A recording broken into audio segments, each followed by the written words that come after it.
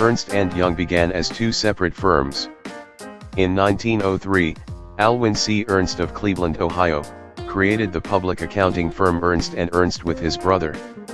3 years later, Arthur Young, a native of Scotland, formed the accounting firm Arthur Young & Company with his brother. The progression of each firm was similar, as both men eventually offered business advice as well as accountant services. Ernst developed an operating philosophy that championed the importance of his employees. Young focused his efforts on the professional development of his workers, creating a school for his staff and recruiting new employees from universities. Ernst and Young never met one another, they both died in 1948, only days apart.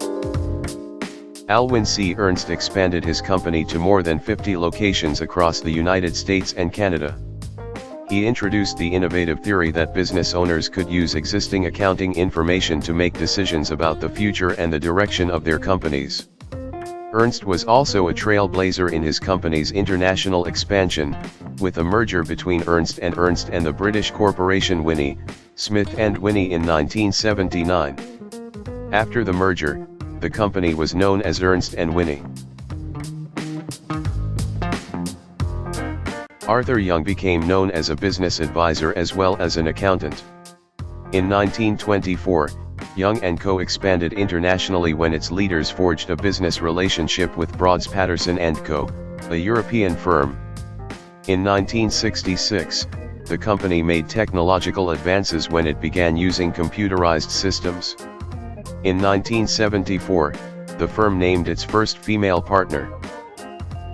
Reports circulated throughout the accounting industry today that two of the biggest firms, Ernst & Winnie and Arthur Young & Company, would soon announce a merger that would create the world's largest accounting firm. The most recent merger situation involving two Big 8 accounting firms arose in 1985, when efforts to combine Price Waterhouse and Deloitte, Haskins & Sells were rejected by partners of the firms. A merger between Arthur Young and Ernst & Winnie would create a vast professional services firm that would be the largest in the world based on a number of criteria.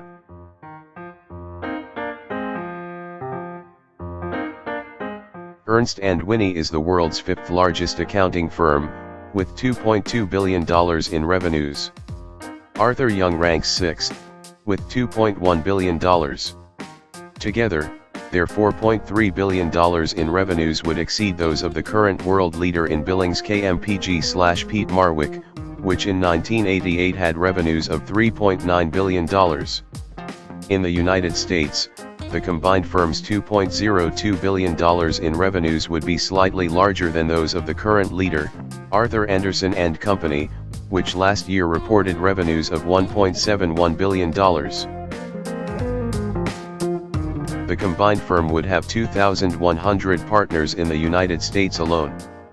This would place it ahead of Peat Marwick, the current leader, which has 1,900 domestic partners.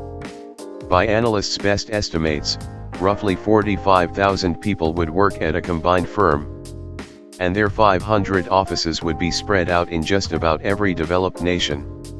One of the biggest reasons for a merger, analysts said, would be to give both firms a greater presence in Europe, where accounting firms are bracing for the formation of a single, unified economy in 1992. Throughout the accounting industry, the sentiment is that size will be essential to attract as audit clients the large, multinational firms that will dominate the European market. Ernst & Young employs more than 190,000 individuals in 2015, with operations in more than 150 countries around the world. It is considered one of the Big Four accounting firms, and Forbes magazine consistently ranks the company among the largest private corporations in America. In July 2013, Ernst & Young adopted EY as its official global brand. If you like this video, please comment, likes and subscribes.